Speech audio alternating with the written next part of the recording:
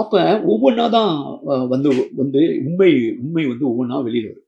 அப்படி வெளிவந்த உண்மைகளில் ஒரு மிக முக்கியமான உண்மை வந்து 1924ல செப்டம்பர் 20ஆம் தேதி ஒரு ஜான் மார்ஷல் தூக்கி போட்ட ஒரு குண்டு தான்.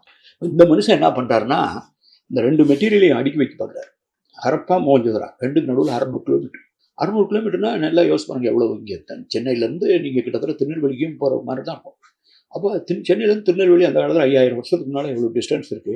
இங்கே கிடைச்ச செங்கல் அப்படியே அளந்து பார்க்குறாரு. ஒரு மில்லி மீட்டர் கூட வித்தியாசம். இந்த எடைக்கல் இதையும் போட்டு இதையும் எடை போட்டு போட்டா அப்படியே எழுத்து அதே மாதிரி, பொறிப்பு அதே மாதிரி.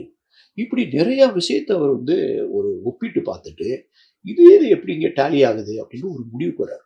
அதான் வந்து நைன் ஜோட்ஸ் எல்லாரையும் சொல்லுவாங்க, ஜான் மார்ஷல் வந்து ஒரு ஷெர்லாக் ஹோம்ஸ் மாதிரி. அவன் மைண்டுக்குள்ள ஒரு ஷெர்லாக் ஹோம்ஸ் இருக்கான். அந்த ஷெர்லாக் ஹோம்ஸ் தான் சொல்றான், இது வந்து லோக்கல் கல்ச்சர் இல்லடா, இது வந்து ஒரு சிவிலைசேஷன். அப்ப அப்ப வந்து இவர் வந்து இவர் போல்டா சொல்றாரு, இது ஒரு பண்பாடு, நாகரிகம். எனக்கு ரொம்ப ஆச்சரியமா இருக்கு. ஒரே ஒரு நாள் இந்த அறிவிப்பின் மூலமாக இந்தியாவினுடைய வரலாற்றுக்கு முற்பட்ட காலகட்டம் ஒரு குவாண்டம் ஜம்ப் பண்ண போகுது. ஒரு நமக்கு தெரிஞ்ச உண்மையை விட ஒரு 2000 வருஷம் பின்னால போய் ஒரு பெரிய பண்பாட்டை பத்தி நம்ம பேசுறோம். இது வியப்பா இருக்குன்னு சொல்றாரு.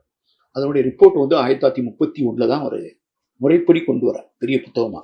அதுல வந்து ப்ரீ ஆரியன், நான் ஆரியன், மோஸ்ட் லைக்லி டிரெவிடிக் அப்படிங்கிற சொல்ல பயன்படுத்துறாரு. இப்ப இந்த 1924ல அவர் போட்டது அகழ்வாராய்ச்சி அறிக்கை கிடையாது, அது ஒரு அணுகுண்டு.